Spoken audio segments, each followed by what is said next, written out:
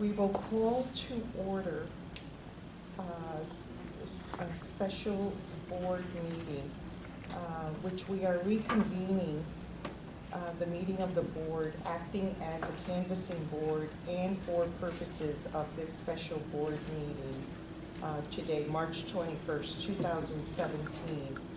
Good morning. My name is Maricel Hernandez. I'm the chairwoman. Seated to my left is Commissioner Jonathan Swain, and to my right is Commissioner William Cressy. We have no minutes, and so we will go to the next item on the agenda, which is public comment, and we have Ms. Rubenstein.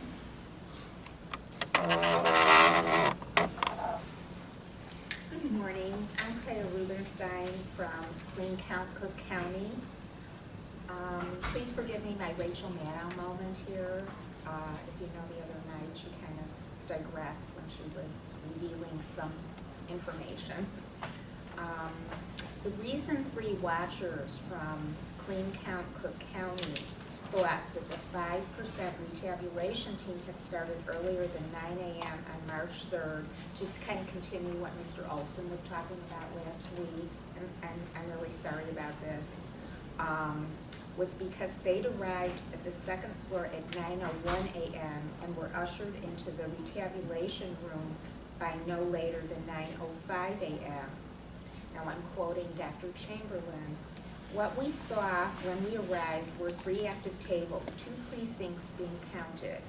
We arrived, there were 3 active tables, 2 precincts being counted, with the paper ballots being fed through an optic pen machine at each table. Ward 4, Precinct 15, and Ward 4, Precinct 6. And one table where they were counting a paper trail roll from early voting machine number 3328. It had 39 votes on it, and they were approximately halfway through when we arrived.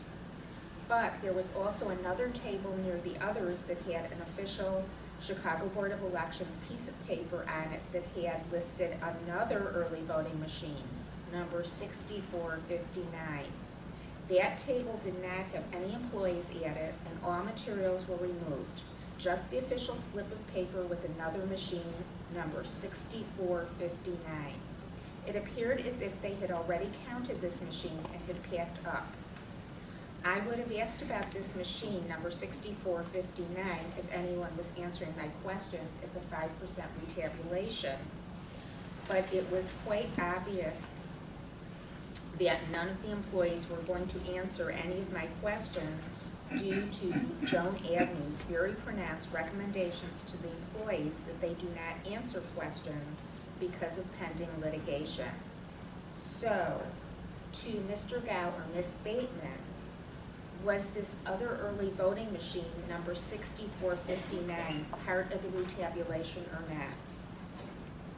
I don't know the number, but I know definitely there was only one EV unit that was chosen by the state board. So I don't know, there were 3 tables at the 5%, 2 were for precincts and 1 was for EV. There was only 1 EV unit chosen, so I would have to check, and I don't know the serial numbers off the top of my head, but I will definitely check. There was no other EV that was even a E2P unit from EV that was in play. Okay, so you'll check on this? Right, because I don't know the serial numbers off the top of my head of which one was involved in the 5%, but there were only 3 tables set up. Okay. So I'm sorry if I guess this question. I'm not really familiar with all this. So how would you get back to us? Would you? Do you want to email me, or it's up to the board how they want me to respond? Well, I can go through Jim Allen. We'll take into consideration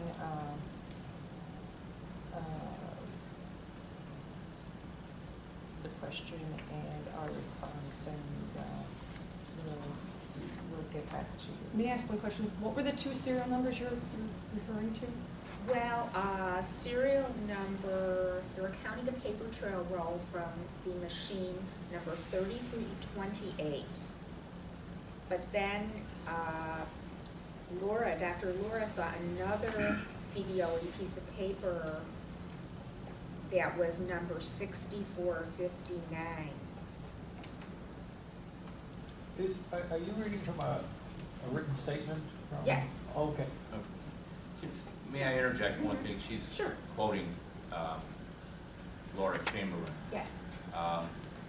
We have the sign-in sheet from the warehouse.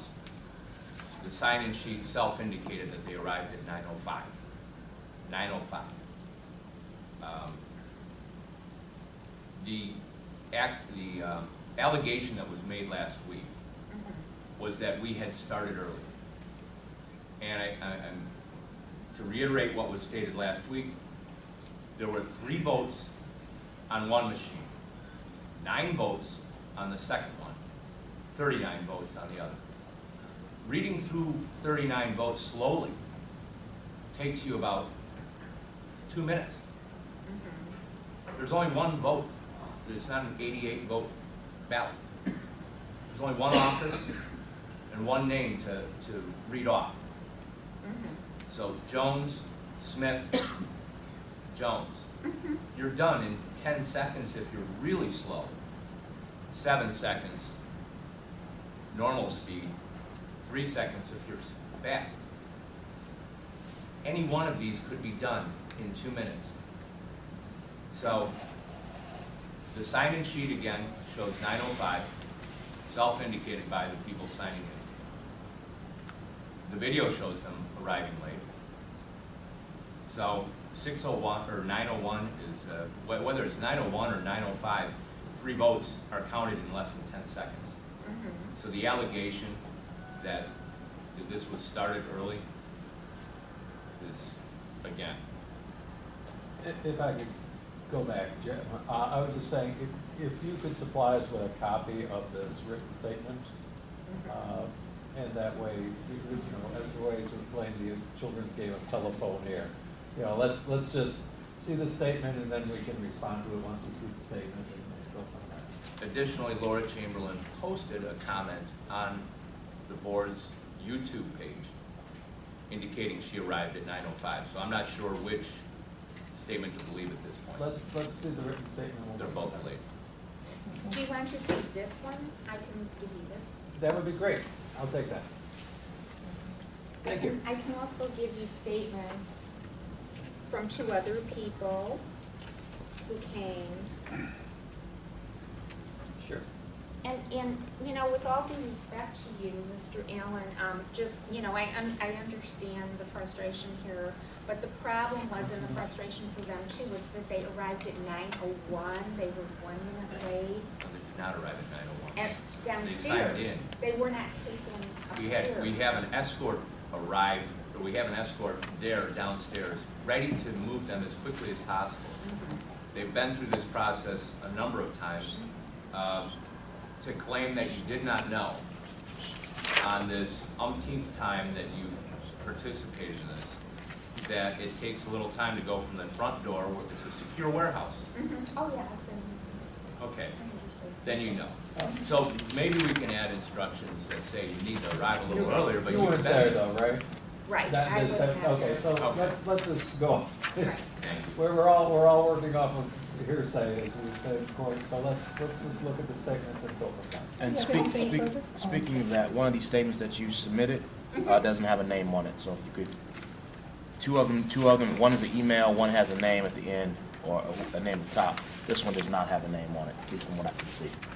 So, Okay, it says compiled by Dr. Laura oh, I Chamberlain. missed that, all right. Yes, that's I was looking okay. for a name at the bottom, It's okay. hard to Thank know. you. Got it, all right. Is there anything more? No, Mr. thank Bishop? you, and we certainly hope the misunderstanding can be cleared up, and thank you very much. Thank you.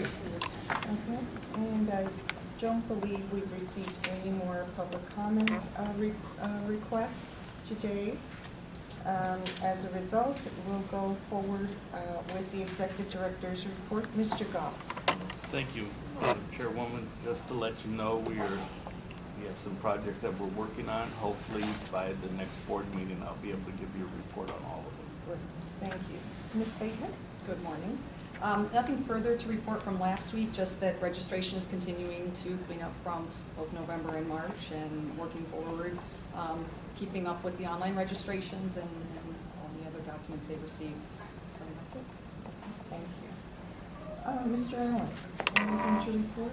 Very briefly, the invitations have gone out to the vendors who participated in the February open house equipment expo for voting equipment, and we're still waiting on a final couple of responses, but we anticipate we will be able to confirm soon the date in mid-April for that event, the follow-up event. Are there any other potential vendors out in the universe of election machine vendors?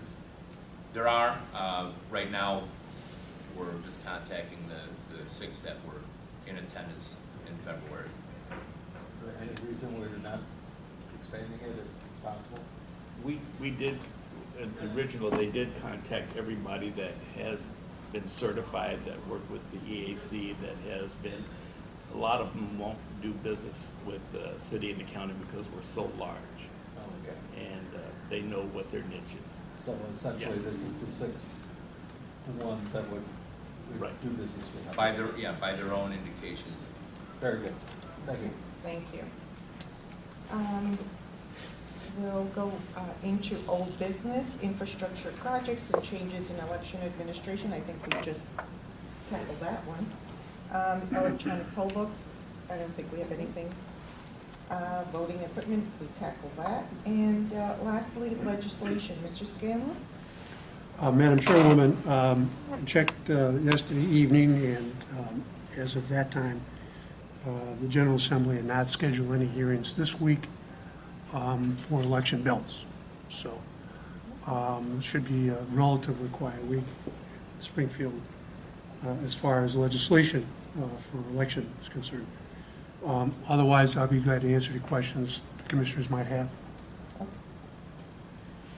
Okay, thank you. Next, under new business, we have the consideration, approval, and adoption of the tabulated statement of the returns and proclamation of the results of the canvass of the election returns for the February 28, 2017 general municipal election held in each of the precincts in the 4th Ward in the city of Chicago.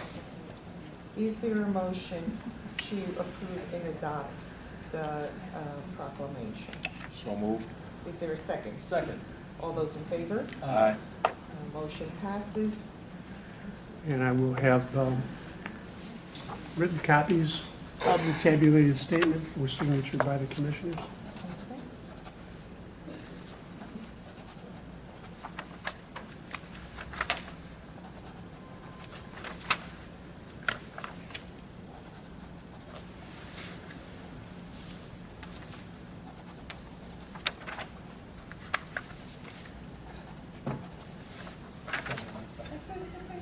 Okay. Just scratch it out.